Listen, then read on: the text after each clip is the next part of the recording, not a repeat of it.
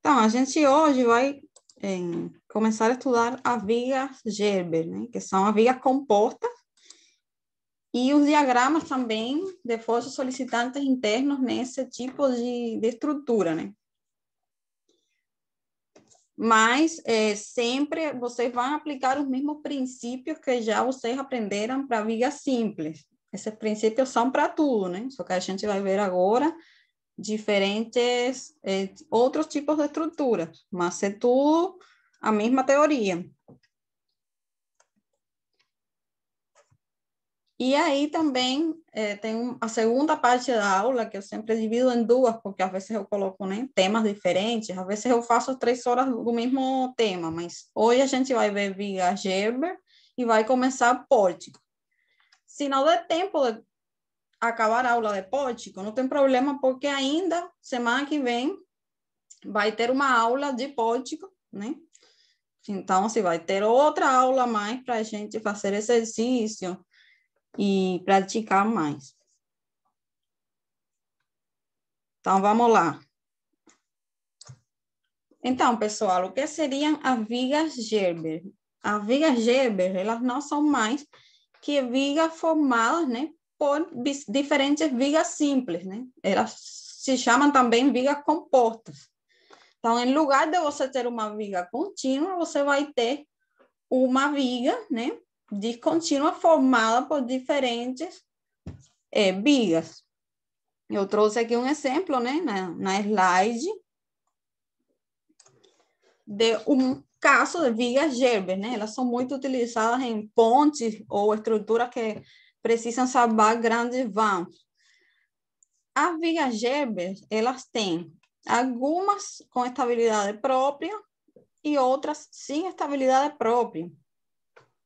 Então, são as vinculações entre essas vigas, né, que tornam umas vigas, as que têm estabilidade própria, elas vão dar suporte às que não têm estabilidade própria, né?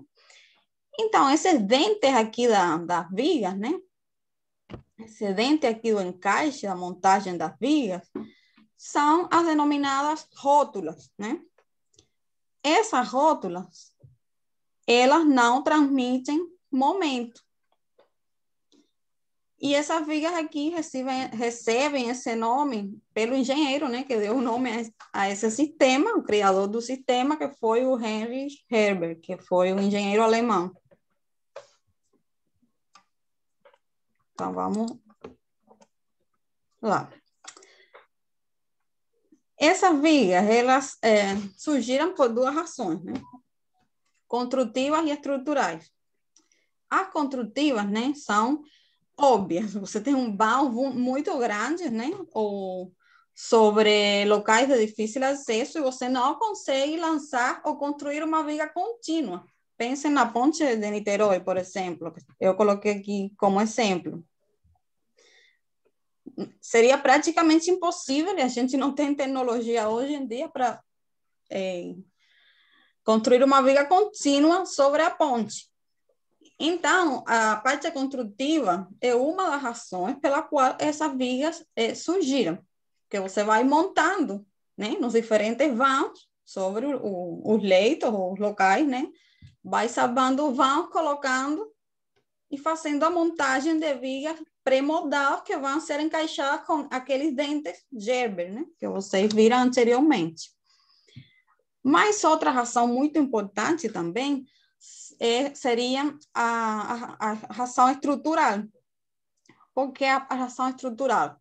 Porque essas vigas, como as rótulas, elas não transmitem momento, né? Elas vão permitir deformações e, assim, evitam o surgimento de forças internas, né, na viga como um todo, pelos recalques diferenciais que surgem nos apoios, que são muito comuns em estruturas como pontes, né?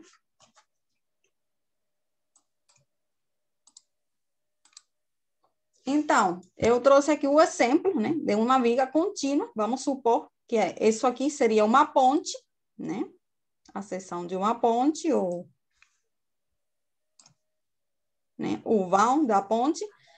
E se um dos apoios, aqui um dos pilares, né, sofre algum recalque aqui diferencial, essa viga vai se deformar. Se ela for uma viga contínua, observem como seria deformada essa viga, né? Se ela for contínua, vão surgir aqui esforços, né? Esforços de momento fletor cortante ou esforço axial, dependendo da configuração, né? Das cargas atuantes, mas vão surgir esforços que podem levar ao rompimento, né? Dessa viga. No caso de ter viga Gerber, ela vai permitir a rotação, né? Observem como ela se deformaria no mesmo caso, de um recalque aqui de uma das fundações. Ela se deformaria, permitindo um giro. Tem alguém com o microfone aberto aí? Desculpa, professor. Então, pessoal, como ela permite um giro, não vai gerar esforço. Então, não vai gerar o rompimento dessa estrutura.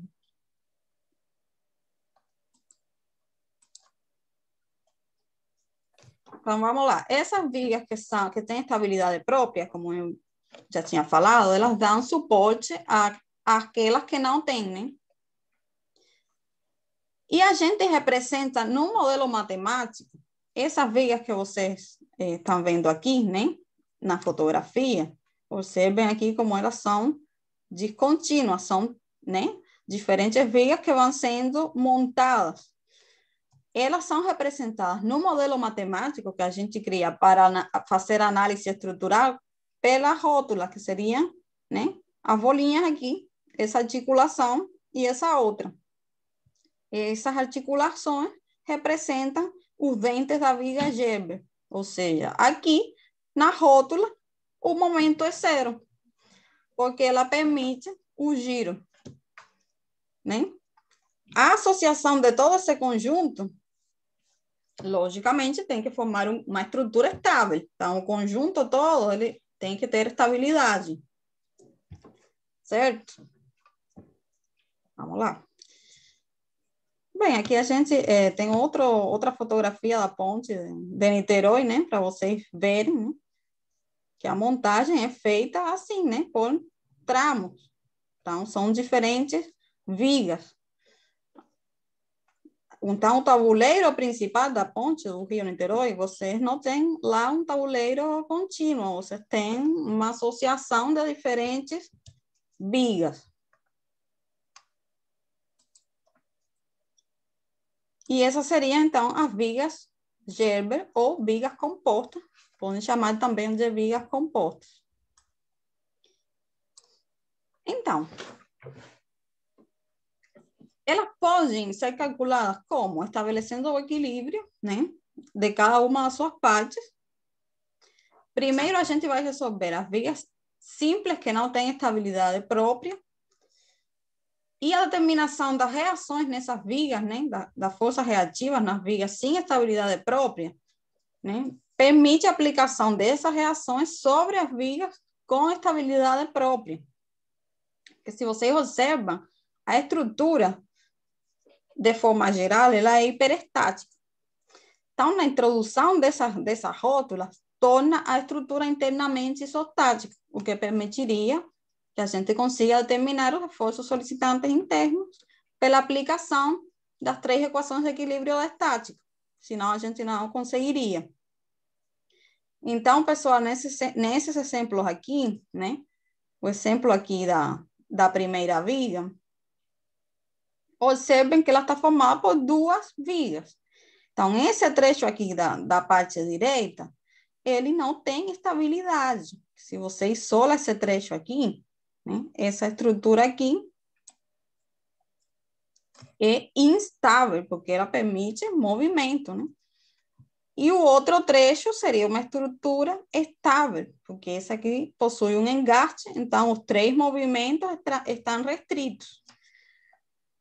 Esse trecho, essa viga aqui isolada sozinha, ela vai ser instável, mas o conjunto, né? Como esse conjunto é um sistema, uma estrutura como um todo, quando você junta o sistema como um todo, ele vai ser estável. Mesmo caso aqui, né? Você vê aqui esse trecho do meio, né? Da rótula 1 à rótula 2, eu teria aqui uma viga sem estabilidade própria, e as outras duas, né, teriam estabilidade própria, porque eu teria um apoio do segundo gênero e um apoio do primeiro gênero, né? Teria os 3 movimentos restritos. Mesma coisa aqui no último caso, né? Eu teria esse trecho aqui sem estabilidade própria e esse outro aqui com estabilidade própria.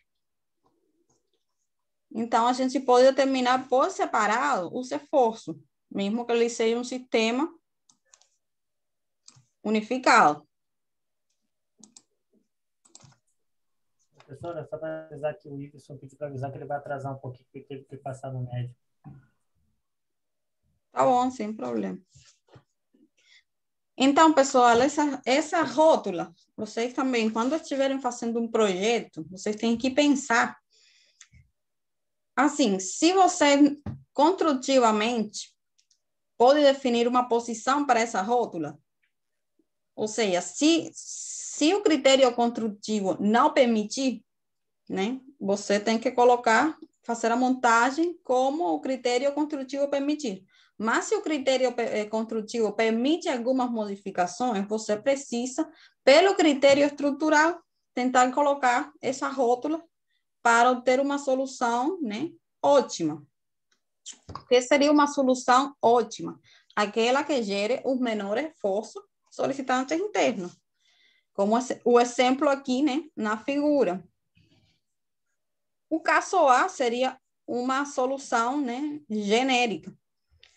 Vamos supor que você está fazendo um projeto de uma viga e você precisa salvar esse vão aqui, né? Você precisa projetar uma viga salvando um vão, né, desse comprimento total. Você pode propor uma solução, como no exemplo aqui B, que seriam 3 vigas, né? 3 vigas apoiadas. Você pode ter essa solução aqui e você vai ter esses diagramas de momento geral. Microfone, pessoal, tem alguém aí com microfone? Então, esse exemplo aqui, você vai obter um gráfico de momento como esse aqui, certo?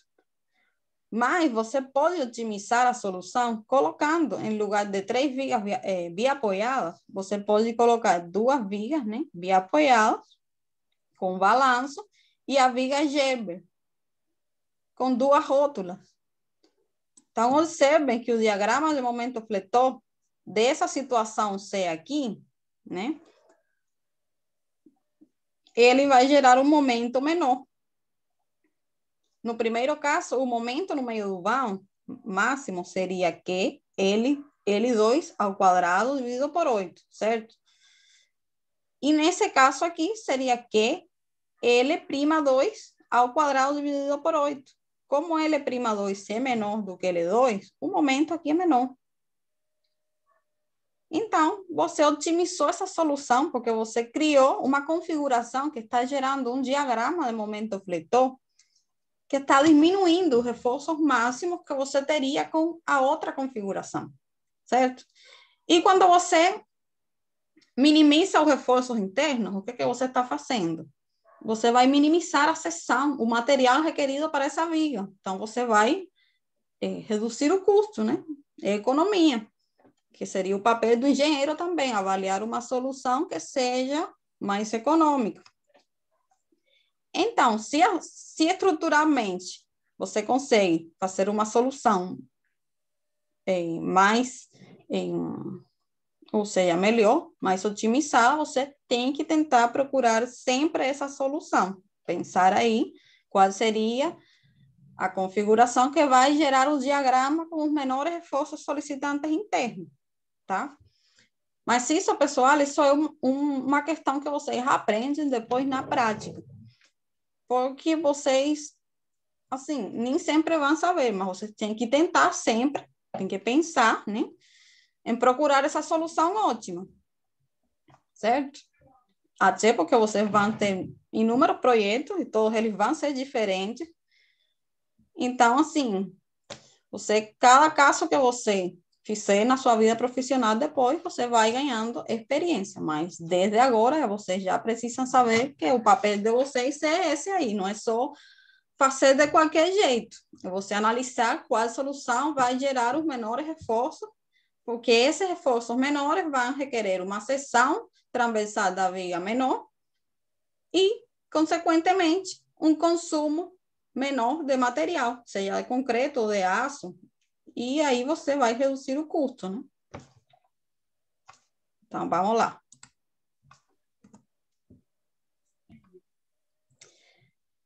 Bem, como já também tinha falado, essas vias, né, são exemplos de estruturas que são hiperestáticas, né? Externamente, elas são hiperestáticas, só que elas se tornam isostáticas pela introdução dessas rótulas, né?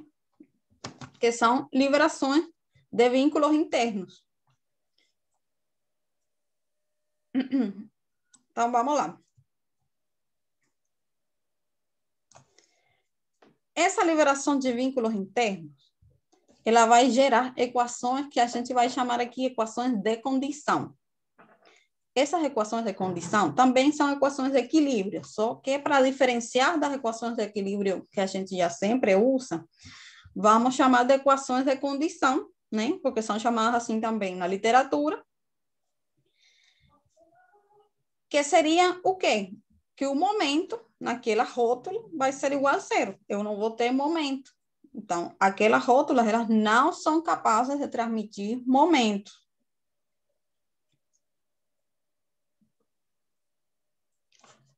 Então, pessoal, para ver isso mais claro, a gente tem aqui um exemplo, né, de uma viga. Nesse caso aqui, a gente tem uma viga contínua, não é uma viga em Gerber, daquela com rótula. Seria uma viga contínua, mas é uma viga também composta, né? Porque ela tem vários vãos. Então, essa estrutura, se você analisa ela, ela seria hiperestática, certo? Observem quantas reações vocês têm aqui, incógnitas. Vocês têm duas aqui, 3, 4, 5 incógnitas. Seriam as 5 reações no apoio. Você tem apenas 3 equações de equilíbrio de estática, né? Então, a estrutura seria hiperestática.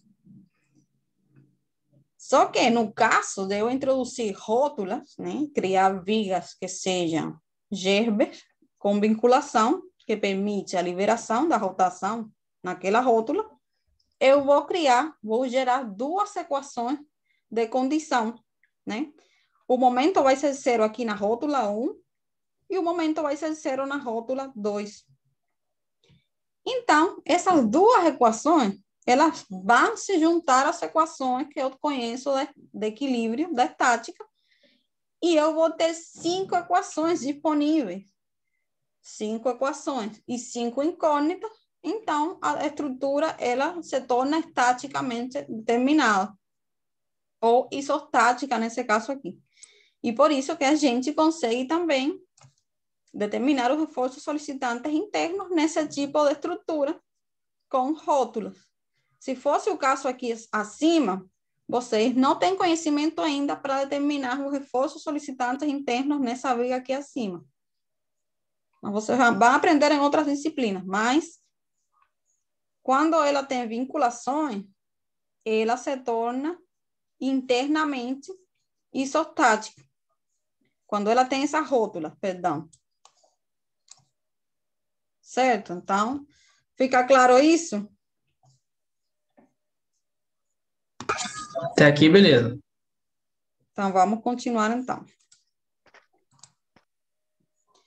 A gente vai fazer agora, então, um exemplo, né? Esse exemplo aqui é do livro. Eu sempre trago um exemplo que está no livro da professora Maria Cascão. Vocês podem ver lá depois também, né? E depois a gente vai fazer outros exemplos já que eu fiz para vocês com o passo a passo. No livro, vocês não têm o passo a passo assim tão certinho. Então, por isso que eu pego também aqui para fazer alguns exemplos, né? Então, pessoal, vamos ver esse caso aqui, né? A gente tem uma viga aqui Gerber, né? Com duas rótulas. Rótula 1, rótula 2, né? Submetida a diferentes carregamentos. Tem carga distribuída, carga concentrada, 4 apoios. O que a gente faz? Sempre o primeiro passo vai ser determinar as reações nos apoios. Certo? Então, vamos lá. Primeiro, com a equação do somatório de força no eixo X, eu vou determinar o valor da reação aqui horizontal, no apoio, né? Que só tem ela. Então, essa aí eu consigo determinar, né? As forças aqui estão dadas em toneladas força. Então, essa reação vai ser 5 toneladas força, no sentido aqui que ela está apontando, né? Contrária a essa aqui. Usando agora a equação de somatório de forças no eixo Y, vamos lá, o que a gente vai ter? Observem aqui, a gente vai ter VA, né? Menos 10, mais VB, menos 25. Esse 20 aqui é a resultante dessa carga distribuída, né? 2 por 10, menos 20, mais VC, mais VD. Observem aí, pessoal, quantas incógnitas você tem nessa equação. Então, com essa equação, você não vai determinar nenhuma incógnita, porque você ficou aqui com todas as incógnitas, certo? Então, vamos lá. Agrupando aqui, né? Deixando as incógnitas para um lado, você passa o valor resultante para o outro, a gente vai ficar com essa equação aqui. Então, essa equação deixa aí. Você não consegue determinar ainda os valores dessas reações. Aí vamos usar outra equação. Vamos usar o somatório de momentos, então, no apoio A, né?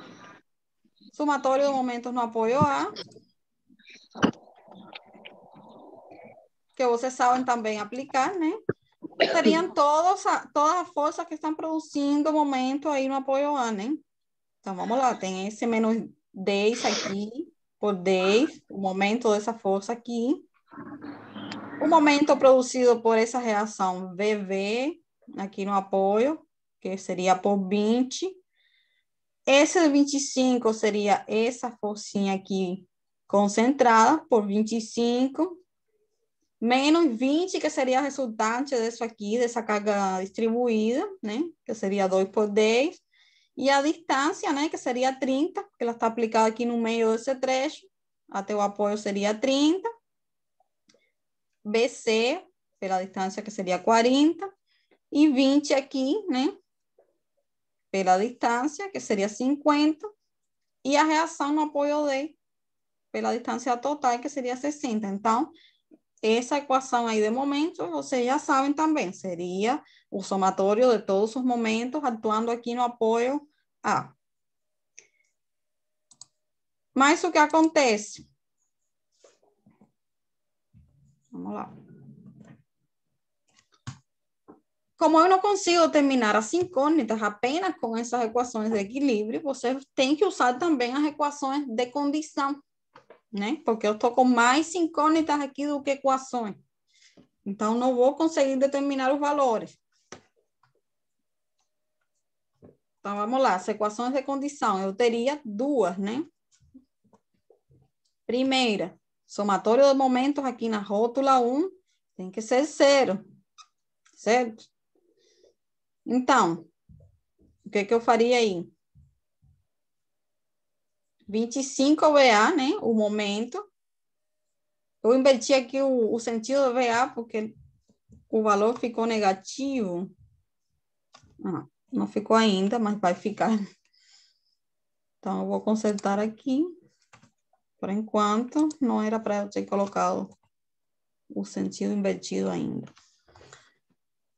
Então, pessoal, o que seria essa equação? Também somatório de momentos aqui, com respeito à rótula, né?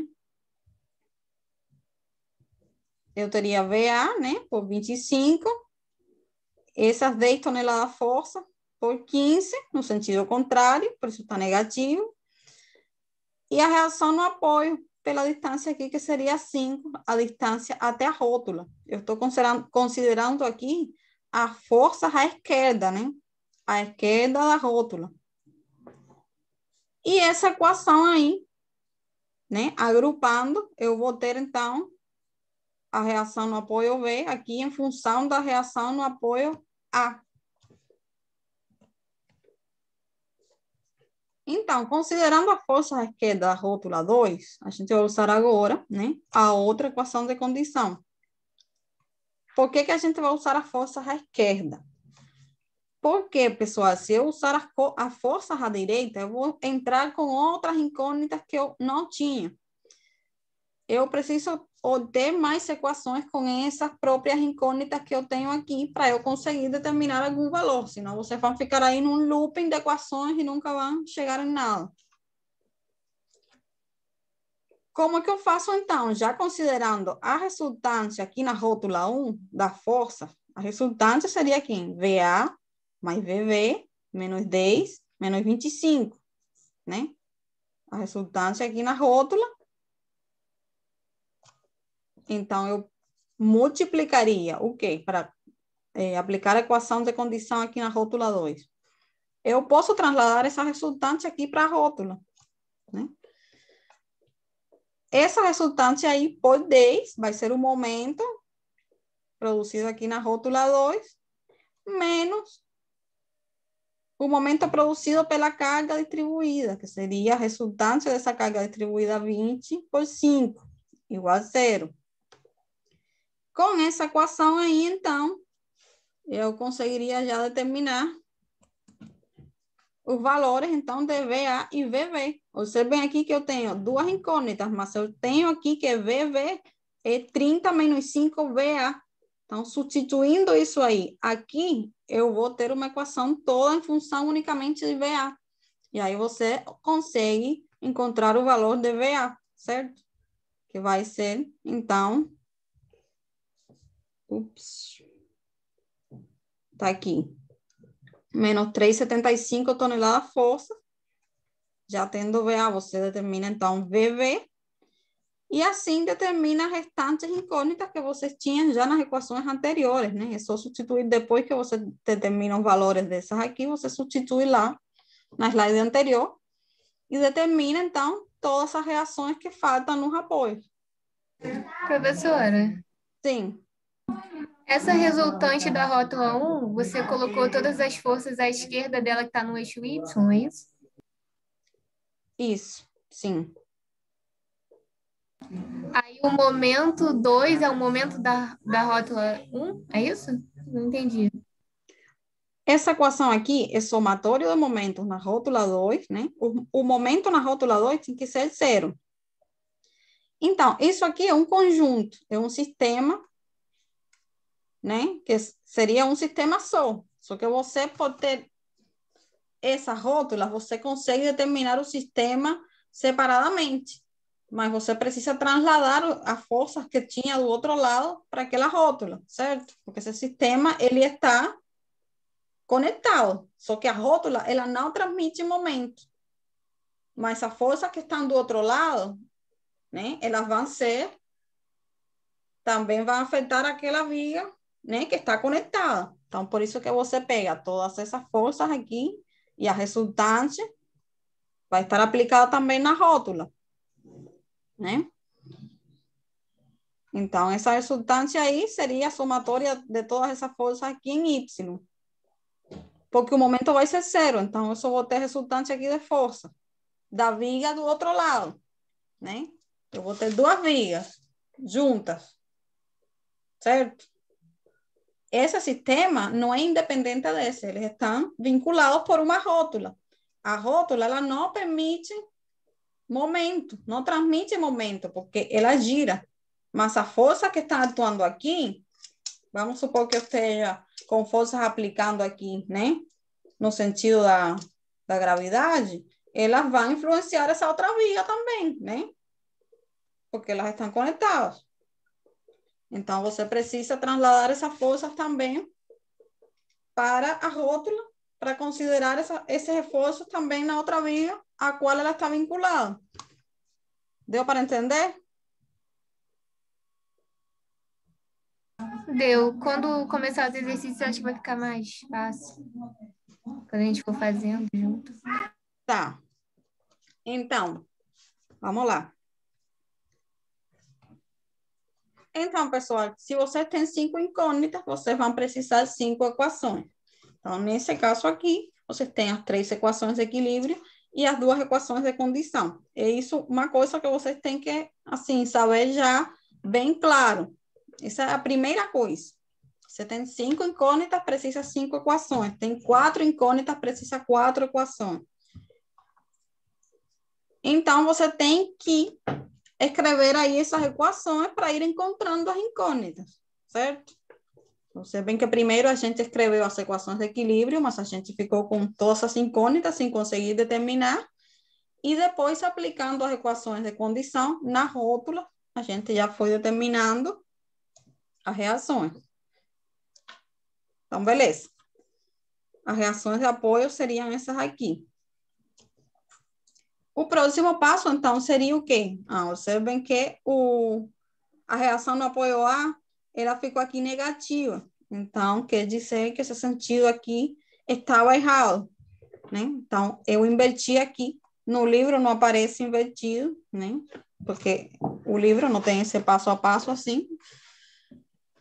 Mas é para inverter, então, o sentido dessa reação. O passo 2, para traçar os diagramas, seria, então, identificar as seções-chave. Quais seriam as seções-chave aqui nessa viga? Sempre, pessoal, são os apoios, seções-chave. Então, a gente teria aqui o apoio A. A gente teria aqui, né, a seção E, porque a gente tem uma carga aplicada aqui concentrada, ou seja, uma descontinuidade aí nas cargas verticais. O apoio B seria outra seção-chave. A gente tem aqui a seção da rótula 1, porque tem também uma carga aqui concentrada. E a mudança para um carregamento também distribuído. Mesma coisa aqui na rótula 2. Existe aqui uma mudança de carregamento. Então, outra seção-chave aqui. Outra seção-chave no apoio C. Seção F, tenho também descontinuidade, né? Vou ter descontinuidade no cortante e no esforço axial. E no apoio D, por último, seria a última seção-chave. Então, todas essas seções-chave aí, eu preciso determinar os reforços nelas para traçar os diagramas. Essas seções vão, então, gerar todos esses trechos aqui. Trecho 1, né, que vai de A até E. Trecho 2, que vai de E até B. E assim por diante, né? Todos esses trechos aqui até o trecho 7. Então, vamos lá. Uma vez que você determina reações, determina seções-chave, então, o diagrama vocês já sabem que determinando o valor em cada seção-chave, depois vocês apenas vão interligar esses pontos, resultando no traçado do diagrama. E uma observação importante é que o diagrama ele tem que respeitar que o momento na rótula são nulos. Então, você não pode fazer um diagrama colocando um valor de momento aqui na rótula, pessoal, porque isso é um erro de conceito. A rótula não transmite momento. Você não pode desenhar um momento aqui na rótula. O momento é 0. Isso tem que ficar aí bem claro. Tá? Então, vamos lá. Então, pessoal, esse aqui já é o diagrama que eu peguei do livro, né? Mas como que seria? Vamos lá, para vocês entenderem. Esses valores saem da onde? Da determinação em cada seção. Aqui na seção E, eu teria, primeiramente, no apoio, eu tenho um momento 0, né? Porque eu estou aqui com um apoio do segundo gênero, não tenho reação de momento, o momento é 0. Aqui na seção E, eu teria VA, que multiplica 10. Só que VA é 3,75. Né? ele deu 3,75, você vem aqui. No caso aqui, negativo, seria apontando para baixo, né? Mas em módulo é 3,75. Então, esse 3,75 por 10 vai dar 37,5, que seria esse valor aqui. E ele vai estar desenhado para cima, porque esse momento ele vai tracionar as fibras superiores dessa barra aqui. Certo? Na seção aqui do apoio, eu vou ter o momento produzido por VA, que seria, então, 3,75 por 20, e o momento produzido por essa força aqui, de 10 toneladas de força, que seria 10 por 10, 100, né? Se você fazem a conta aí, isso vai ficar, então, 175 negativo, porque os dois momentos, eles ambos estão no mesmo sentido. Vão tracionar a fibra superior aqui da barra, então vai continuar para o negativo, né? Para cima. No caso, a gente, na convenção de sinais, perdão, só um minutinho aí. Na convenção de sinais, a gente estabelece que negativo é quando ele traciona a fibra superior, né? Mas vocês podem apenas desenhar o diagrama para o lado da fibra tracionada, não precisa colocar o sinal, né? Porque realmente o que interessa é o módulo e a fibra que ele está tracionando. Mas se forem colocar o sinal, a convenção seria esse, né? Negativo quando traciona a fibra superior e positivo quando traciona a fibra inferior.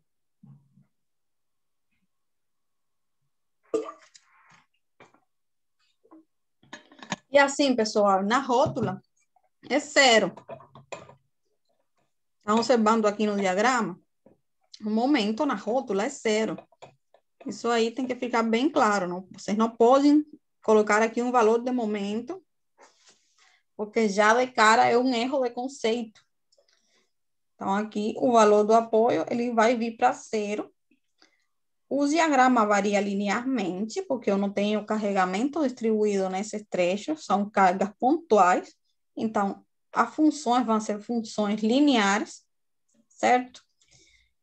E nesse trecho aqui, 4, da rótula 1 à rótula 2, eu tenho sim um carregamento distribuído. Então, nesse trechinho, ele varia de acordo com uma parábola, uma função quadrática, certo?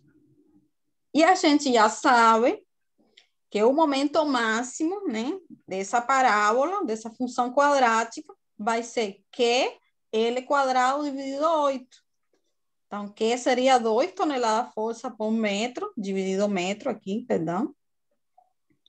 2 por 10, né?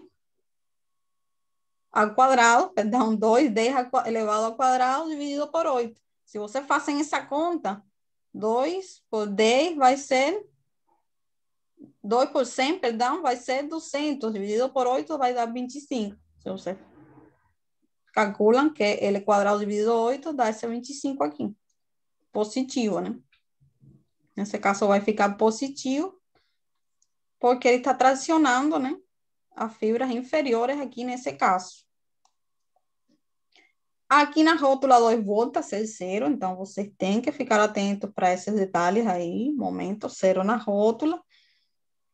E aqui, né, no apoio, então, C, você faria o quê? Calcular a resultante de todas essas forças aqui na rótula 2. Vamos lá. Que seria esse valor aqui de 50.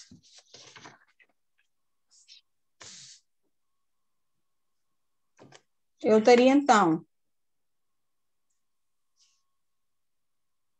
Você pode calcular também o momento todo. Mas a gente já tinha aqui a resultante, que seria VA, né? Mais VB menos 10, menos 25. Aqui vai ficar uma resultante, se você fazem a conta, de 10. 10 toneladas de força. E a resultante aqui da carga distribuída vai ser 2 por 10, 20, né? Então, pessoal, a gente precisaria fazer a conta aqui. Vamos lá. Eu vou escrever aqui para vocês para ficar mais claro.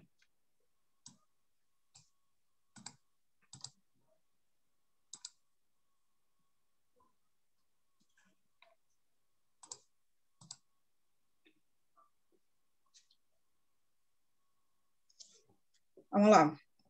Então, a gente tem menos 3,75, que seria o valor dessa reação, né?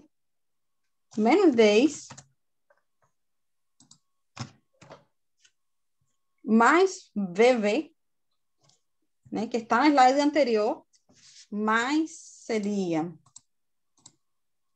VV 48,75, você vem aqui, né? Então, eu só estou colocando os valores da força que estão no eixo Y, tá? 48. Professora, por que é menos 10, né? Vezes, não? Como? É menos 3,75 menos 10. Os dois estão apontando para baixo. Ah, tá fazendo a resultante. Isso. Exatamente, a resultante. Então, tem o VV apontando para cima. Depois eu tenho esse 25 aqui pontual. E a resultante aqui da carga distribuída, que seria 20. Né? 2 por 10, 20. Então, pessoal, se você fazem essa continha aí, isso vai dar 50 toneladas força. Seria a unidade que estava sendo utilizada aqui. Vocês podem conferir aí na calculadora. Essa continha aí vai dar 50. Bom, eu acho que vai dar 50, mas vocês podem fazer aí de novo. Eu vou fazer aqui também.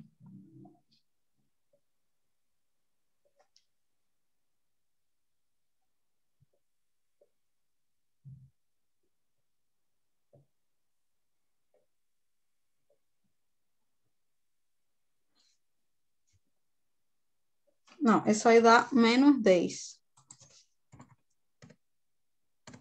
Menos 10 tonelada força. Então, essa seria a resultante onde? Aqui na rótula 2. Na rótula 2, eu tenho essa resultante. Por que eu calculo essa resultante? Para determinar o momento aqui em C, né? O que eu fiz? Como essas rótulas, elas não transmitem momento, mas a força, sim, elas são transmitidas, né? De uma barra para outra, porque o sistema, ele está interligado. Então, eu estou trazendo a resultante da força e colocando aqui na rótula. Então, o momento aqui, ele vai ser quanto? Menos 10 por 5, seria esse menos 50 que está aqui, negativo. Né? Daí que sai esse valor. E ele volta a ser linear aqui, porque a carga distribuída acabou nesse trecho. Então, ele volta a ser linear. Da mesma forma, pessoal, aqui, né? Vocês vão ter aqui, então, na seção F, outro cálculo do momento, que seria essa resultante aqui. Então, pela distância ATF, seria 15. E vocês teriam VC por 10, né? VC vale quanto?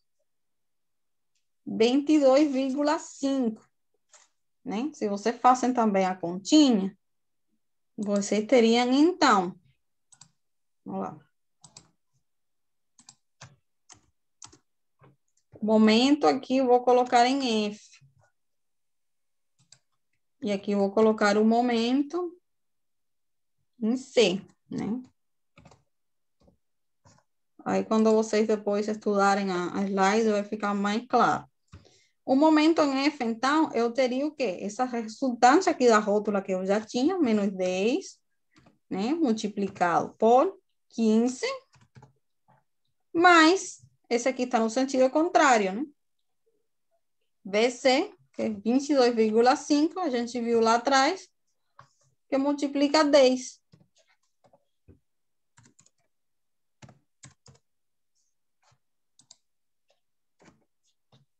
E isso dá, então, quanto? Menos 150, né? 10 por 15, mais 225.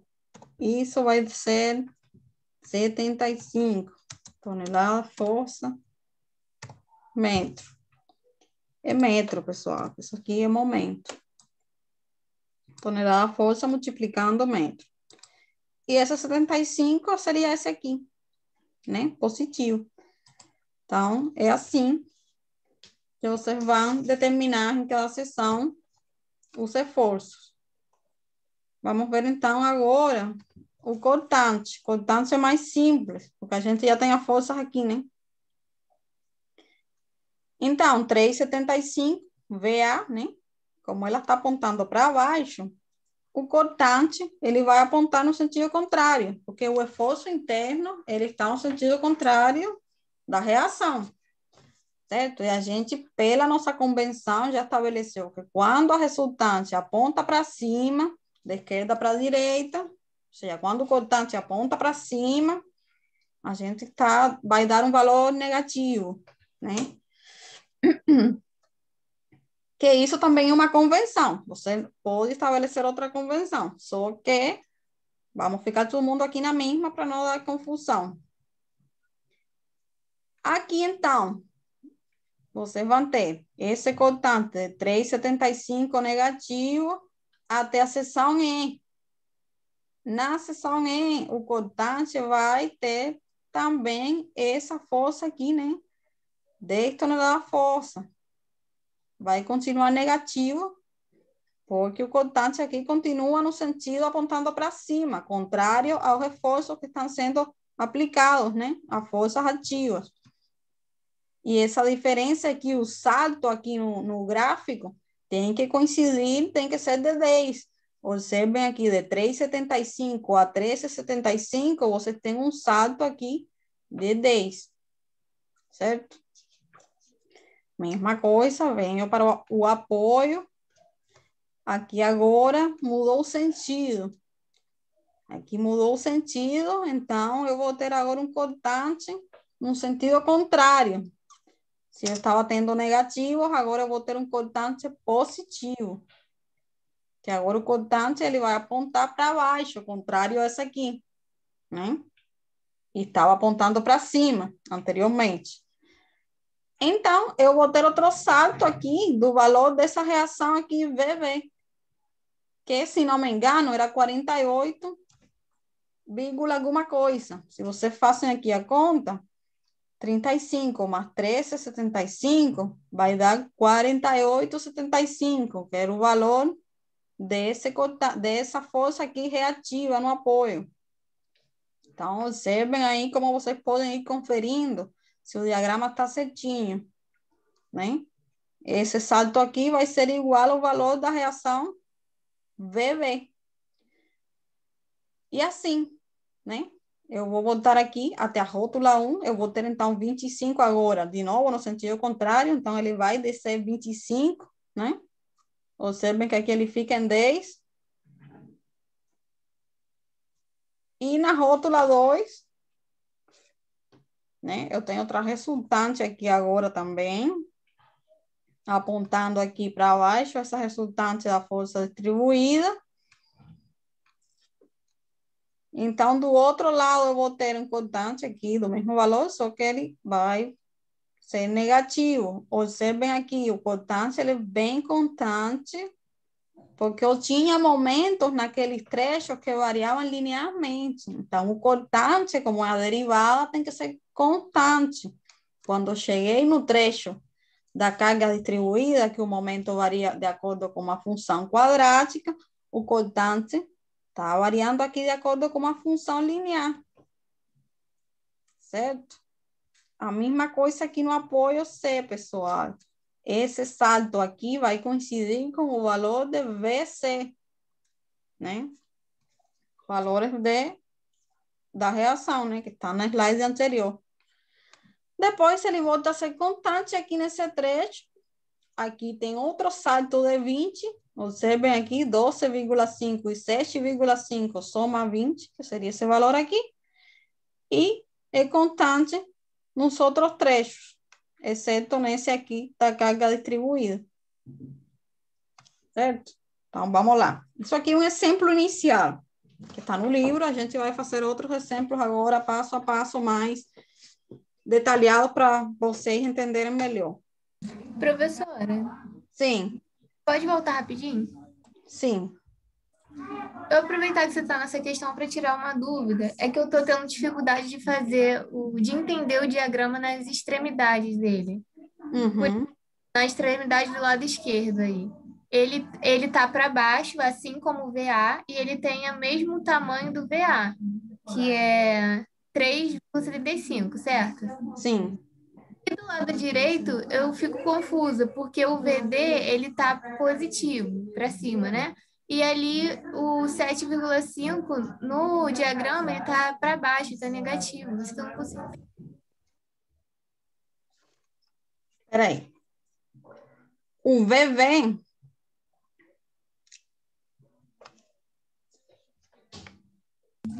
O vamos lá, VD. você não entendeu o que é aqui no... Eu entendi aqui o que você falou, né? Vamos lá. Deixa eu ver se eu consigo te explicar e essa explicação consegue resolver a dúvida, senão depois você pergunta de novo. Como que você faz o traçado do diagrama? O diagrama, a primeira coisa que você tinha que lembrar, pessoal, ele descreve a variação daquele esforço ao longo da vida. Então, eu estou representando o valor do esforço. No caso desse gráfico aqui, que é cortante, eu estou representando o valor do esforço cortante em cada seção da viga, né? Em cada seção contínua, uma ao lado da outra, né? Ele está representando o cortante em cada uma das seções. Que eu posso ter infinitas seções dentro dessa viga, eu posso cortar infinitamente, né? Que a viga, ela tem infinitas seções. Então, eu estou representando a variação ao longo da viga toda. Se você vai determinar, vocês aprenderam a determinar já esforço em uma seção. Como que vocês faziam? Vocês não faziam um corte na seção e determinavam o valor? Não era assim que vocês faziam? Então, eu estou determinando o cortante a partir daqui do apoio A, né? Da esquerda para a direita. Então, vocês esquecem tudo isso que está aqui e vocês apenas ficam com a seção que eu estou cortando, como se eu fizesse um corte. E você vai ficar com o que está do outro lado. Então, no apoio A, eu faço um corte aqui infinitesimal, um pouquinho aqui depois da reação, e eu vou ter um cortante no sentido contrário, para que aquela seção fique em equilíbrio, certo? Não foi assim que vocês aprenderam a calcular os reforços de uma seção?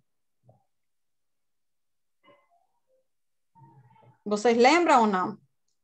Lembro. Então, essa mesma coisa você vai fazendo seção a seção. Só que nesse tramo, em qualquer seção que você cortar, o cortante que vai surgir vai ser o valor dessa reação no sentido contrário.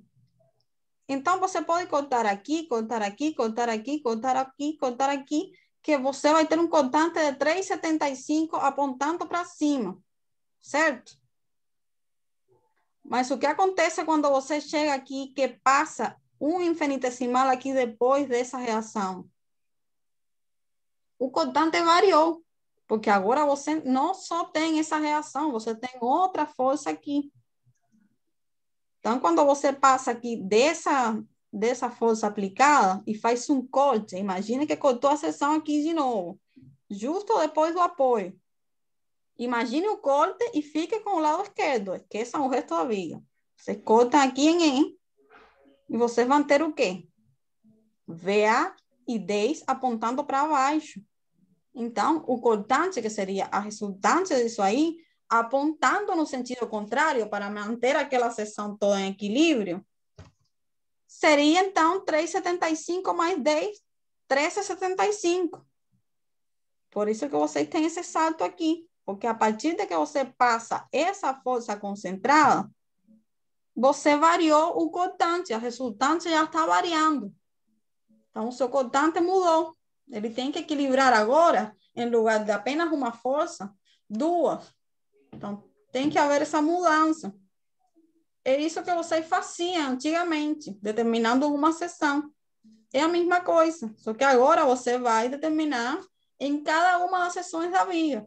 Só que não faz sentido você ir determinando, assim, você pode falar, eu vou determinar a cada 1 metro, a cada 0,5.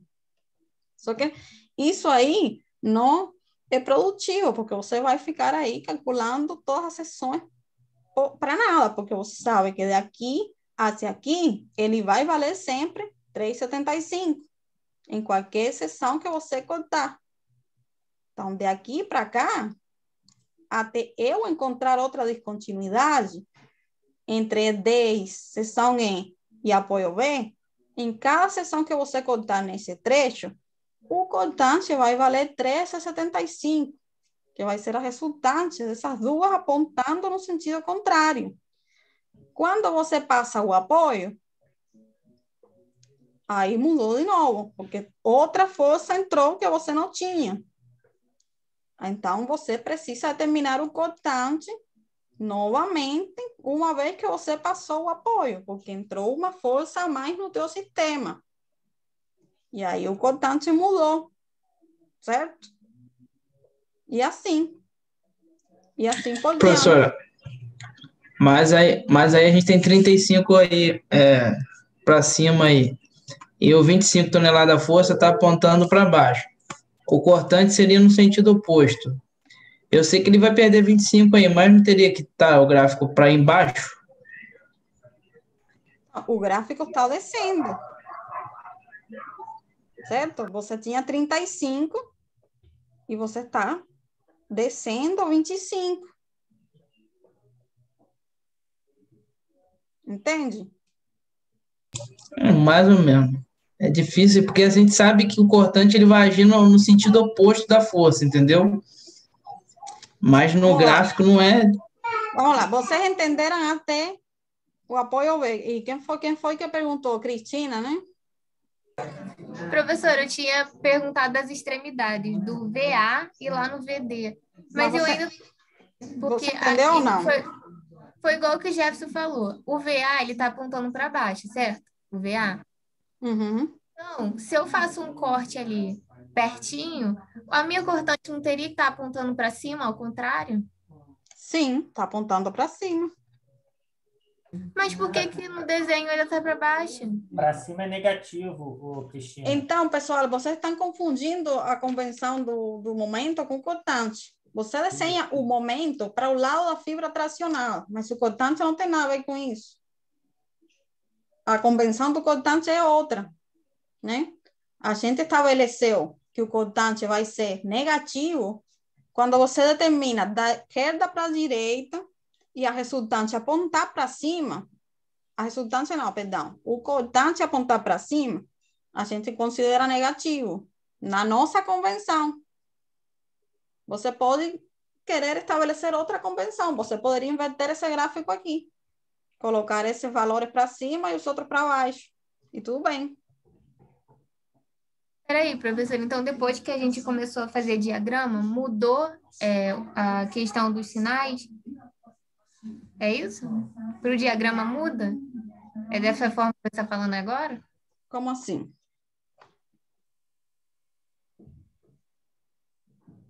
Eu entendi que quando minha cortante ela for para cima, no diagrama eu vou representar ele para baixo. E quando o minha cortante for para baixo, no diagrama eu vou representar para cima. É isso, professor? Então, isso aqui, gente, é uma convenção. Você poderia representar para cima e colocar que é negativo, e o outro para baixo com sinal contrário, e colocar que é positivo.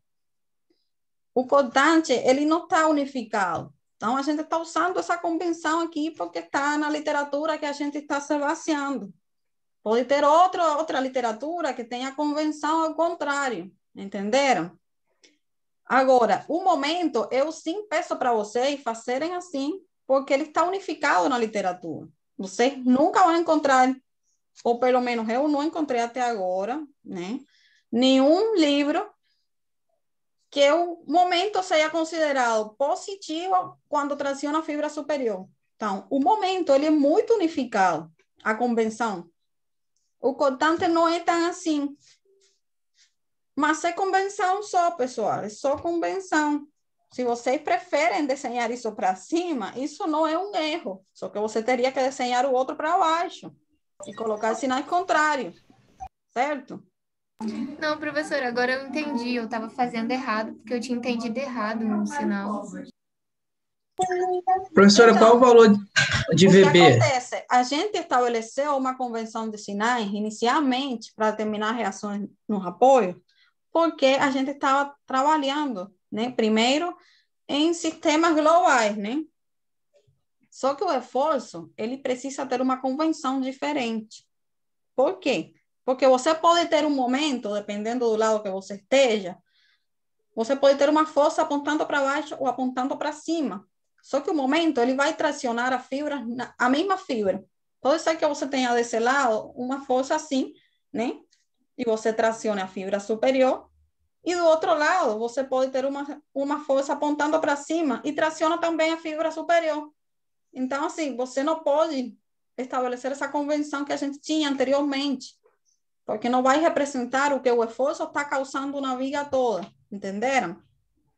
Então, essa convenção agora, sim, é para o reforço, e sim, vocês não podem ficar com aquela na cabeça, e não é por uma questão de complicar tudo, é por uma questão de que não dá para você ter aquela convenção, porque os reforços, eles vão produzir um efeito na sessão que é o que interessa. Então, você pode ter uma apontando para baixo e outra apontando para cima, causando o mesmo efeito na sessão. As duas podem estar fazendo isso assim, tracionando essa fibra. Então, você precisa desenhar o esforço para o lado que traciona. Entenderam? Professora, funciona quase que igual um eletrocardiograma, né?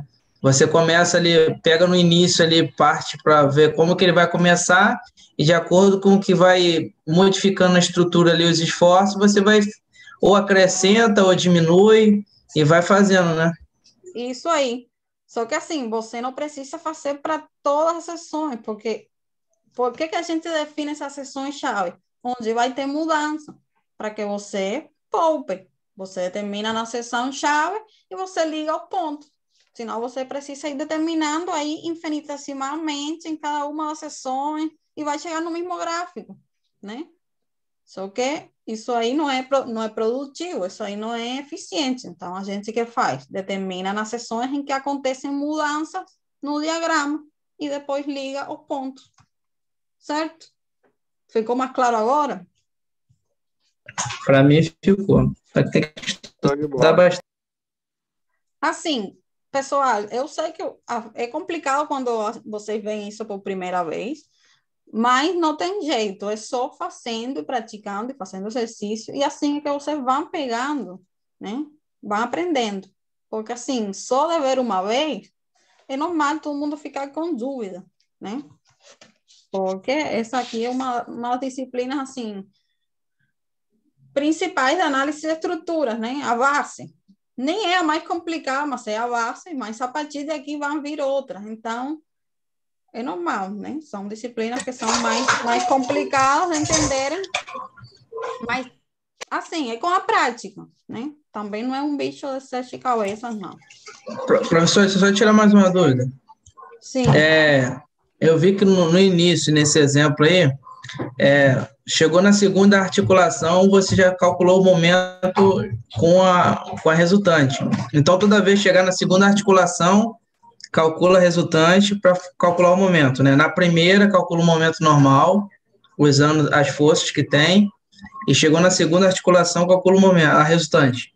Isso, por que acontece isso, pessoal? Porque a articulação, ela não transmite momento, então você não pode considerar momentos produzidos por essa força que estão desse lado, porque aí ela não vai transmitir o momento para esse outro lado.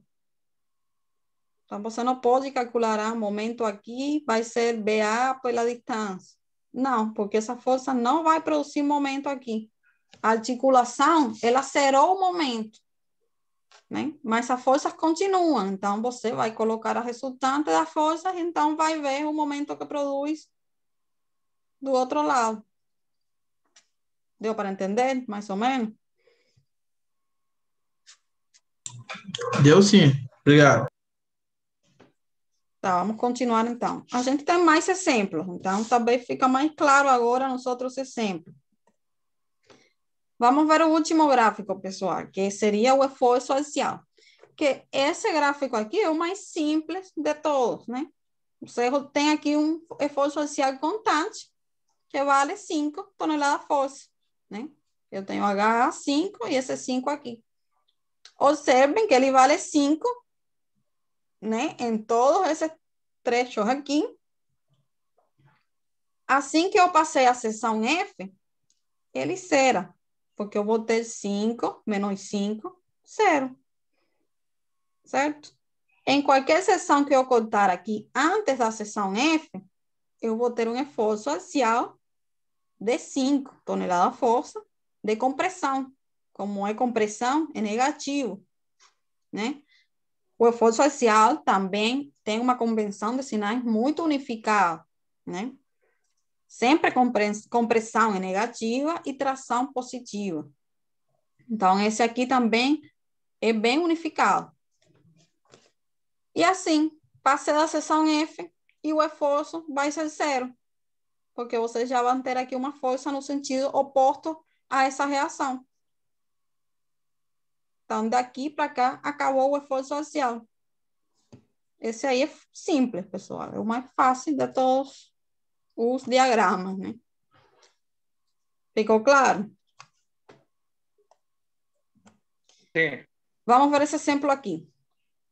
Está mais simples e também já está o passo a passo mais claro para vocês.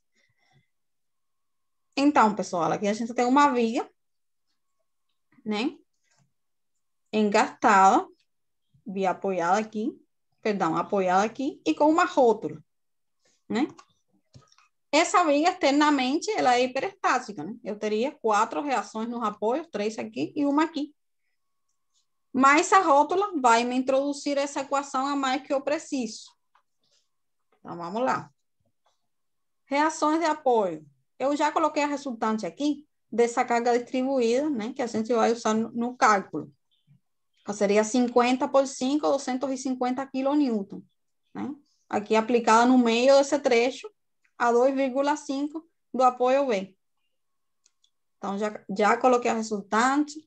Então, agora a gente vai determinar as reações nos apoios. Vamos lá. 3 reações aqui no engaste, uma reação vertical única aqui no apoio simples, né? B. Equações de equilíbrio. Somatório de forças. Em X, 0, eu vou ter, então, RAX mais 10 aqui, né? Igual a 0. RAX menos 10. Aí, quer dizer o quê? Eu coloquei o sentido errado. Tem que estar no sentido contrário. Isso aí dá para perceber, porque só tem essa força no eixo X, 10 kN. Então, aqui eu já inverti, pessoal. Inverti, tirei o sinal negativo, porque eu coloquei aqui certinho, para não dar confusão. Então, assim, quando você tem um valor negativo, é porque você colocou o sentido errado. Então, se você conserta o sentido aqui, eu recomendo que tirem o negativo, porque você pode depois se confundir e achar que não, que está negativo porque o sentido era o contrário e trocar. Nesse caso aqui, não, porque aqui você percebe simplesmente que aponta para a esquerda, porque a força está apontando para a direita. Mas em um caso assim com mais esforços e com mais reações, sempre que você coloque já o sentido certinho, eu recomendo, se você vai continuar o cálculo, tirar já o sinal negativo para depois você não achar que está no outro sentido e trocar de novo e confundir tudo. Vamos lá, somatório, então, de momentos aqui no apoio A. Vou ter quem? Vou ter RB, né?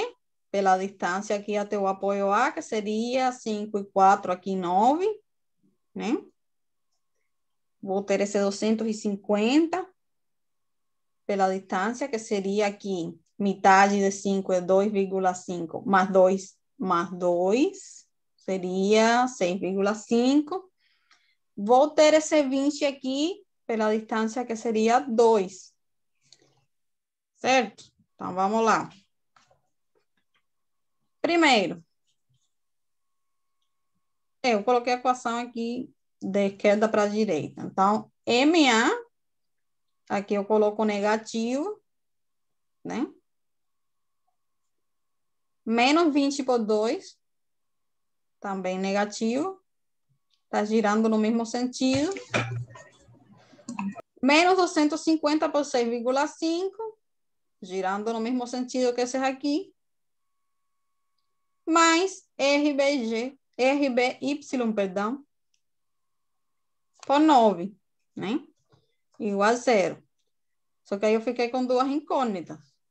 MA, RBY. Mas deixa a equação aí. Eu reduzi aqui um pouquinho. Faltou levar esse 9 para lá, mas tudo bem. Somatório de forças aqui, então, em Y. Eu teria a reação aqui, no apoio A, na vertical, mais a reação no apoio B, menos 20, sentido contrário, menos 250, sentido contrário, igual a 0. Aí eu ficaria com outra equação, com duas incógnitas, né? Então, as equações de equilíbrio, vocês sabem já que não vão ser suficientes. Vocês têm 4 incógnitas. Vamos aplicar a equação de condição aqui, né, na rótula D. O momento na rótula vai ser 0. Vou considerar a força, então, à direita, né? Porque é mais simples. Só tenho essa aqui e essa aqui. Considerando a força à direita, então, eu teria RBY, que multiplica 5, menos 250, que multiplica 2,5, igual a 0. E com essa equação, já determinei RBY, né? Passando tudo isso para o outro lado, dividindo por 5, RBY vai ser 125 kN. Então, pessoal, já determinei RBY. Então, só substituir aqui o valor numérico e aqui. E determino as outras incógnitas. Vamos lá. Substituindo aqui RBY, que é 125, vou determinar RAY, 145 kN. E substituindo aqui, vou determinar, então, MA, que está dando aqui menos de 540 kN por multiplicamento. Como está negativo, quer dizer que eu coloquei aqui o sentido arbitrário contrário. Então, eu tenho que inverter aqui o sentido do MA, porque ele ficou aqui negativo. Inverti, pronto. Inverti, deixei o módulo, porque já coloquei o sentido certo. Então, beleza, a gente determinou já as reações. Sempre vão precisar da equação de condição para determinar as reações. Sempre. Porque não vão conseguir, né? Tendo mais incógnitas do que equações. Então, pessoal, pronto. Já determinaram as reações nos apoios. Você vai lá, coloca as suas reações. E o próximo passo seria o quê? Determinar as seções chaves. São aquelas seções em que há uma mudança no diagrama, que seriam sempre início e final dos elementos. Seções onde tem carga concentrada ou momento concentrado. Seções onde acontece uma mudança na configuração do carregamento. Certo? Quais seriam essas seções? Eu já marquei aqui na viga, né? Seção A, seção C, seção D, né? Não é pela rótula, é pela configuração do carregamento aqui, que mudou. Aqui inicia um carregamento distribuído uniforme, né? E aqui a seção B. Então, determinando reforços em cada uma dessas seções, você coloca o valor à escala e interliga os pontos e traça um diagrama. Então, vamos lá. Seções, chaves, A, C, D e B. Vamos começar, então, com o momento fletor. Momento fletor. Momento em A. 540 quilonewton metro. Mas observe uma coisa, pessoal. Tudo que a gente fez anteriormente foi para colocar as reações no sentido certinho. Na hora de traçar o diagrama, você tem que ver a convenção do esforço. Esse momento aqui, ele está tracionando quais fibras? Inferiores ou superiores?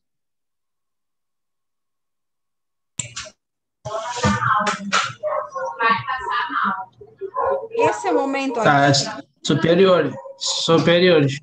Exatamente. Esse momento traciona fibras superiores. Então, a nossa convenção é que o momento que traciona fibras superiores é negativo. Tá? Por isso eu coloquei negativo. E para a gente não esquecer que ele vai ser também traçado para cima, né? Para a fibra superior. Você pode não colocar o sinal.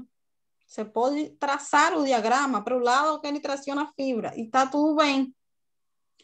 Só que, pessoal, você esquece. Quando você vai calculando, você esquece. Então, é melhor colocar já um sinal que você sabe depois que vai traçar para cima. Porque ele deu negativo, quer dizer que está tracionando a fibra superior. Então, eu estou colocando o sinal para não dar confusão. Momento aqui em C. Eu tenho, então, um momento aqui de 540, que traciona a fibra superior, né? Se eu faço o corte aqui em C, eu vou ter, que mais? Essa reação aqui, de 145, multiplicado por 2, que no caso, esse traciona fibras inferiores. Então, é positivo nesse caso, né? Observem esse aqui. Ele está girando assim, vai tracionar as fibras inferiores da viga. Então, aqui é positivo.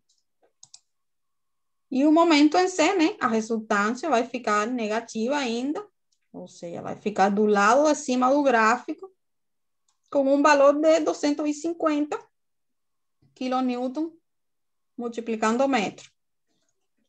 A gente agora passa, então, para onde? Seção D. Momento em D vale quanto, pessoal?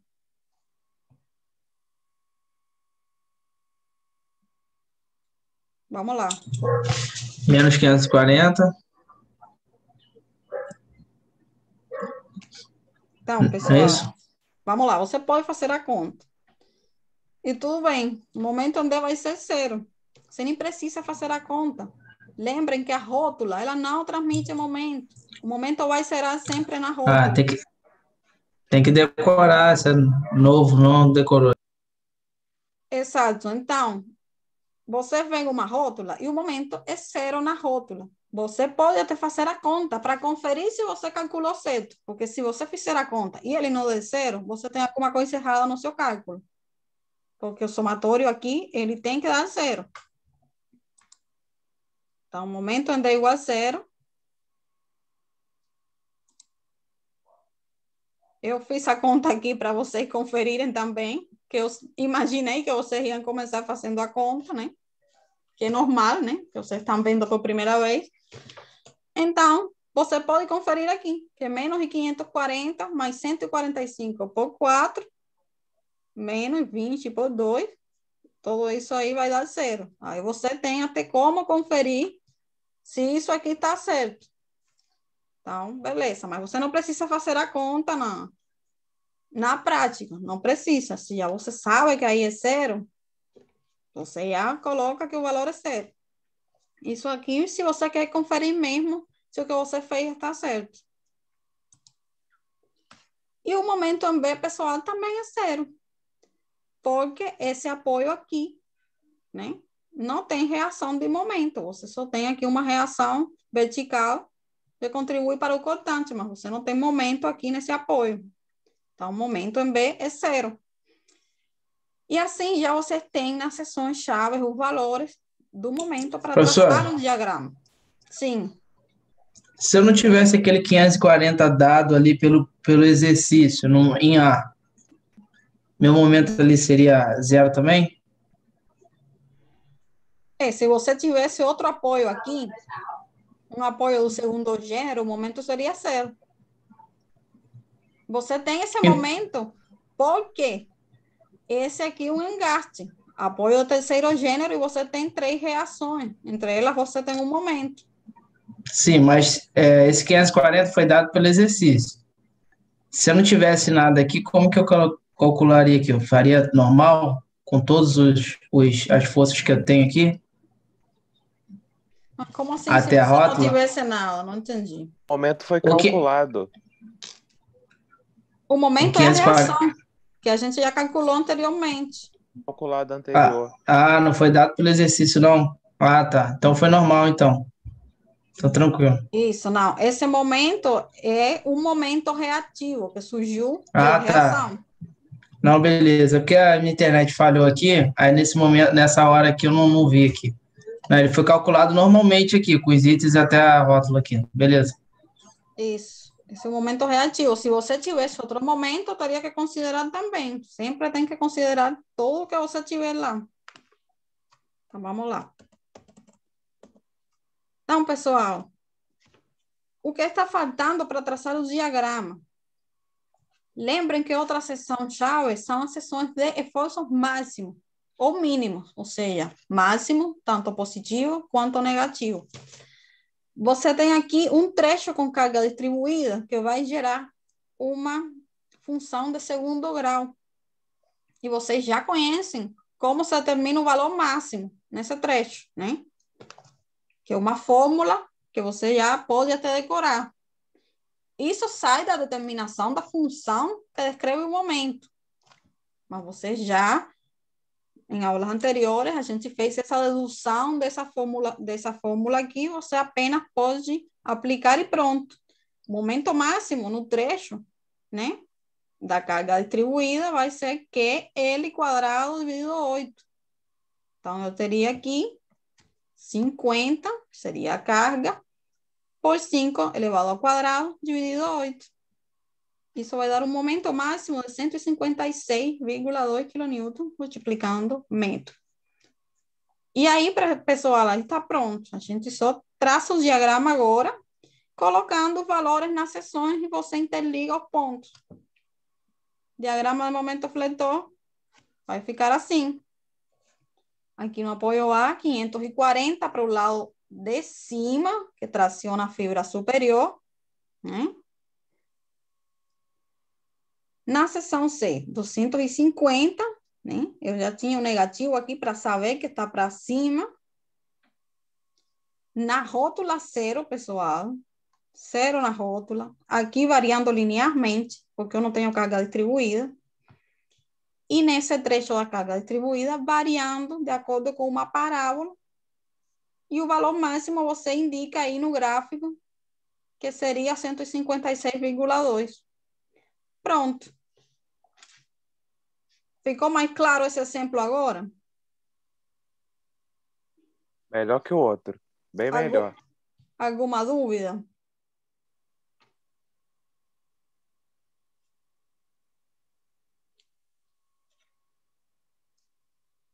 Nenhuma dúvida por enquanto? Não, ficou meio tranquilo agora. Vamos ver então aqui o esforço cortante. O diagrama de cortante. A mesma coisa, pessoal. De novo, na seção-chave, você determina quanto vale o cortante. Começando aqui pelo apoio A. Quanto vale o cortante aqui no apoio A? 145 kN. Exatamente. Se a reação está apontando para cima, eu vou ter um cortante no sentido contrário, apontando para baixo, né? Que a gente estabeleceu que ele seria positivo quando ele está apontando para baixo, né? Então, coloco positivo para saber que o cortante está apontando para baixo, de esquerda para a direita. Na seção C, eu tenho uma descontinuidade, né? Então, eu preciso determinar o cortante pela esquerda e pela direita. Certo? Pela esquerda, seria um corte aqui antes do ponto de aplicação da força, né? Que vai ser 145, porque se eu faço o corte antes da força, eu vou ter apenas essa reação aqui E ele vai continuar valendo 145. E pela direita, que eu faço um corte depois do ponto da aplicação da força, né? Observem aqui que eu determinei pela direita, usando a força do lado direito. Eu teria aqui 125 negativo, mais 250, igual a 125 kN, né? Então, seria por esse lado, 125. Eu posso apenas já, porque vocês sabem que vai ter um salto aqui de 20, vocês apenas poderiam subtrair de 145, subtrair 20 e vai dar isso aqui.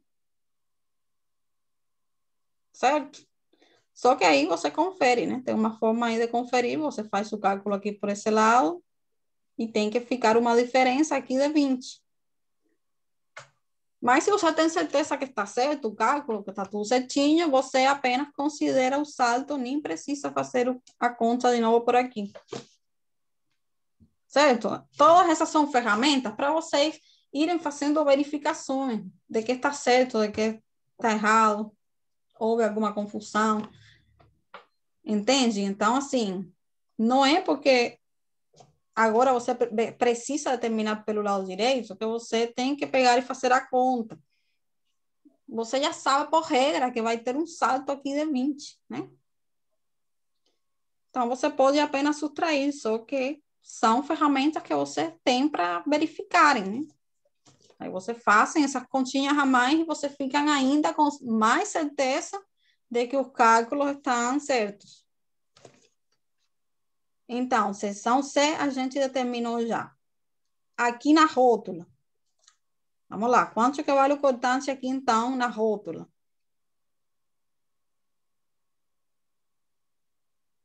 Ele vai valer quanto, pessoal? Mesma coisa, se você cortar a seção aqui na rótula, quanto seria o cortante? Vale zero também? Não, a rótula, ela não transmite momento, né? Mas cortante, sim.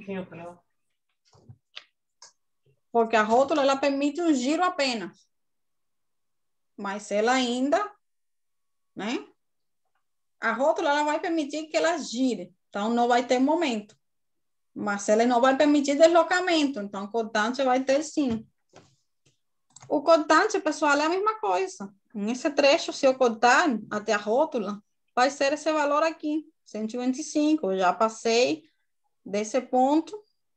Então, vai ser 125 também. Nesses trechos aqui, como é que varia o cortante? Vai ser linear, constante?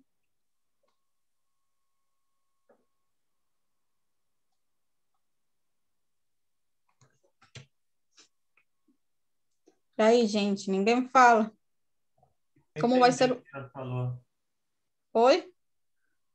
Não consegui entender o que a senhora falou.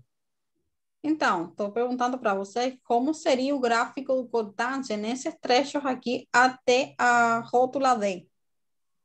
Seria constante? Seria linear?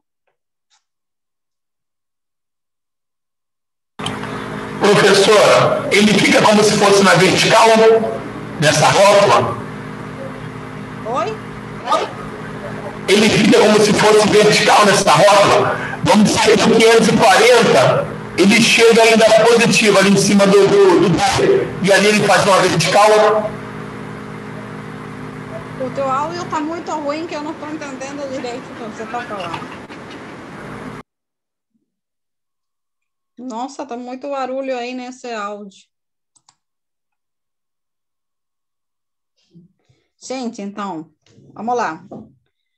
O cortante, ele vai ser constante, porque o gráfico de momento, né, não é linear nesses trechos. Então, o gráfico é constante nesses trechos. E no trecho aqui da carga distribuída, vai ser como? Quadrático. O momento quadrático. Então, o cortante é linear nesse trecho da carga distribuída, né? Sim. Então, o cortante aqui em B vale quanto? Cortante em 125. B, 125 mais o porto, né? Você pode fazer a conta por esse lado, mas se você faz por esse aqui, que é mais simples, de direita para esquerda, apontando para baixo, é negativo.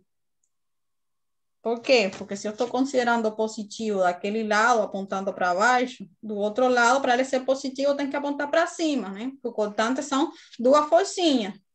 Então, o cortante faz um corte na seção. Então, se de um lado para baixo é positivo, o outro lado tem que ficar negativo, fazendo análise do lado contrário. Então, como aqui fica apontando para baixo, não está ficando o par, né?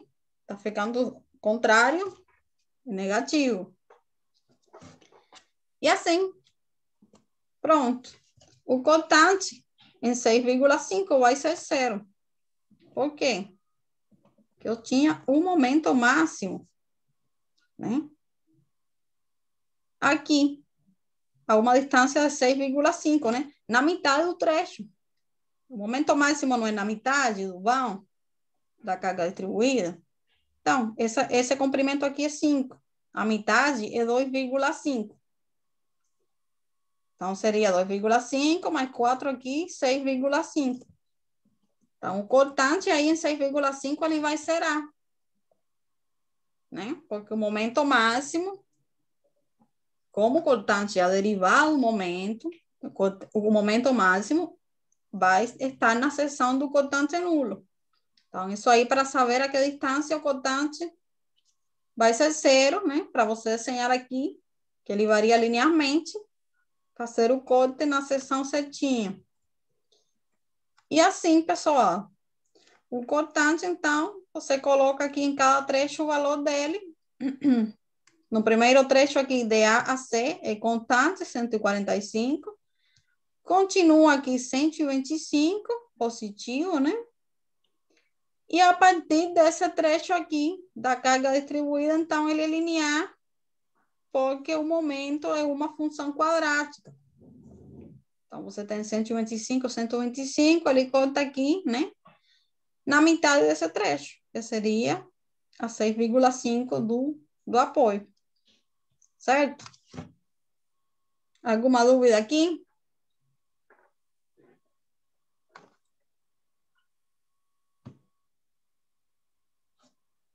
Tranquilo. Ficou claro? Quem Show de estava, bola, professor. quem estava perguntando antes, ficou mais claro agora? Quem foi que perguntou antes que eu não consegui entender, não?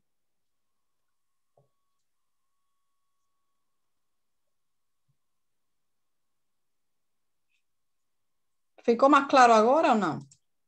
Sim. Tá ótimo. Então, o esforço social, pessoal, é muito mais simples, né? Como seria o esforço social? Vamos lá. Observem a viga, é a força que está atuando aqui, né? No trecho aqui, no apoio A.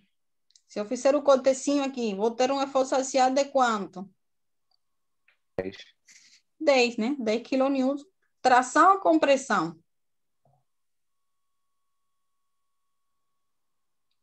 Tração. Ação. Tração, né? Então, positivo porque é tração. E ao longo desse trecho aqui, se eu fizer um corte, ele vai valer 10 kN. Quando eu passo aqui do ponto C, lembrem que essa carga está aplicada aqui no ponto C, né? Ela está aqui no ponto C. Quando eu passo aqui do ponto C, faço um corte aqui imediatamente após ao ponto de aplicação da carga. Eu vou ter aí, então, um esforço axial de quanto? 0. 0. Pronto. Então, é isso. Descer até o final é 0 o esforço axial, porque qualquer seção que eu cortar, ele já zerou. Então, né, eu vou ter em C pela esquerda, 10, mais de C para cá, né, pela direita, é 0. E esse aí seria o diagrama, então, de força axial. Eu só vou ter nesse trecho aqui da viga, entre A e C. Depois de C, eu não tenho mais força axial. Certo? Bom, pessoal, esse exemplo local aí. Mais alguma dúvida?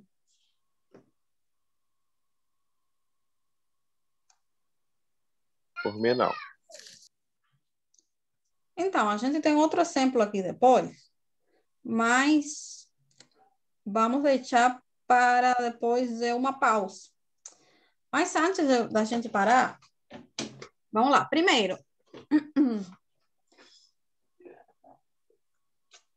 vamos lá. As pessoas que falaram no início que queriam tirar dúvidas, já as dúvidas ficaram claras ao longo da aula?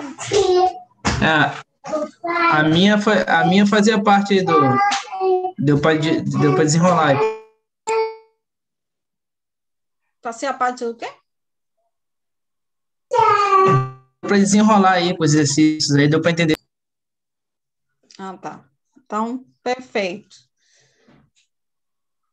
Bem, então, pessoal, eu vou falar agora do trabalho 2.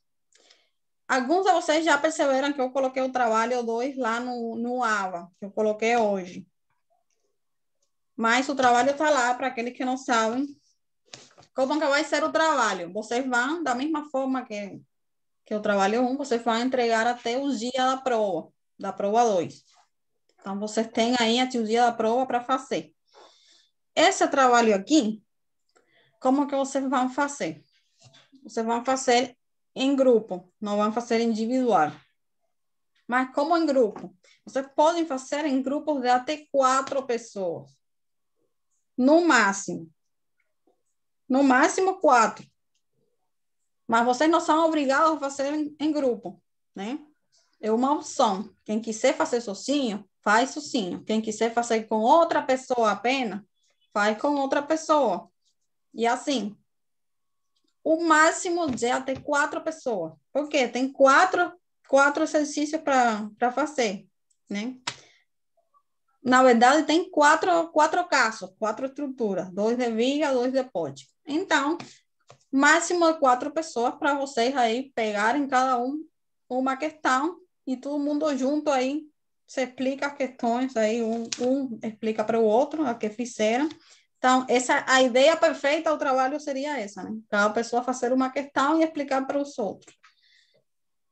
Mas vocês são livres. Por que eu não estou obrigando ninguém a fazer em grupo? Porque vocês são livres. Se vocês querem colocar no grupo alguém que não fez nada, isso aí é problema de vocês, então. Mas vocês estão livres de colocar aqueles que apenas fez com você o trabalho. Então, por isso não é obrigado 4 pessoas. É até 4. Vocês podem fazer 2, podem fazer 3 pessoas, podem fazer só 1. Só que uma pessoa só vai ter muito mais trabalho, mas isso aí fica a critério de vocês. Então, outra coisa, pessoal. Já falei no trabalho anterior que teve alguns casos de pessoas que entregaram o trabalho idêntico ao do colega. Pessoal, nesse trabalho aqui, não façam isso. Assim, eu estou falando para a maioria, eu sei que a maioria de vocês não fez isso, mas eu preciso falar, né? Porque algumas poucas pessoas fizeram. Esse trabalho, por ser em grupo ainda, vocês têm essa vantagem. Que no final vocês acabam, né, tirando dúvidas um com o outro. Isso é normal, porque vocês são aí colegas, né, estudam juntos, então é normal isso. Então não tem problema fazer em grupo, mas não entreguem trabalhos exatamente iguais, porque se eu vejo o trabalho exatamente igual, não vou corrigir, não vou dar avaliação para esse trabalho. Porque se a pessoa não sentou para fazer, então por que eu perderia o tempo corrigindo? Aí vocês podem falar, professora, mas os diagramas eles vão ficar iguais, né? Se você faz certo, vai ficar igual, é lógico. Mas você não tem por que fazer na mesma ordem, tudo igualzinho do que o outro grupo. Isso não faz sentido. As pessoas não colocam os mesmos nomes nas reações, não colocam a mesma ordem das reações. Então, dá para perceber quando um trabalho é copiado, quando é feito individualmente, mesmo que ele tenha um resultado igual. Ficou claro isso? Beleza. É porque, professora, a gente tem grupos separados, entendeu? Então, tipo assim, na maioria, às vezes não, na maioria, ainda mais estudando remoto assim, quando a gente pega um trabalho, 12 cabeças, a gente senta junto e faz o mesmo trabalho, entendeu? E depois, na hora de passar limpo, às vezes um acha um defeito de um errinho que o outro cometeu e a gente vai e repara, entendeu? Mas aí, como a senhora está pedindo nesse ponto, mesmo fazendo esse tipo, cada grupo a gente vai ter bastante atenção de modificar os nomes das reações, Não, assim, modificar a eu ordem sei. da execução. Eu sei o que você diz, assim, eu vi trabalhos que foram iguais, mas eu sei que não foram feitos juntos, porque está assim, não sei, você dá para perceber, está escrito diferente, mesmo que você tenha a mesma nomenclatura, mas a pessoa escreveu uma coisa aqui e o outro escreveu lá, sei lá.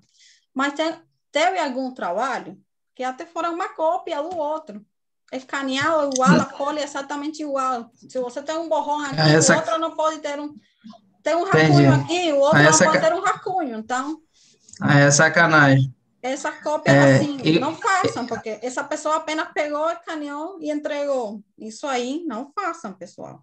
e aí pode prejudicar e vai prejudicar quem fez, né, o original. Exatamente. Então, por isso, quem passar o trabalho para outro grupo inteiro vai ficar responsabilidade de vocês. Vocês são adultos, vocês sabem o que tem que fazer, o que é para fazer e o que não. Você, claro que pode conferir com o colega, fazer com o colega, mas você sabe quando você fez, você e seu grupo, ou quando você pediu e copiou um trabalho. Isso vocês sabem. Então, assim, é só isso.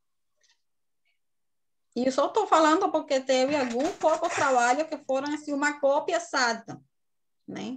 Eu não estou falando assim, reclamando com todos vocês, porque eu sei que a maioria de vocês, quase todo mundo, fez, né?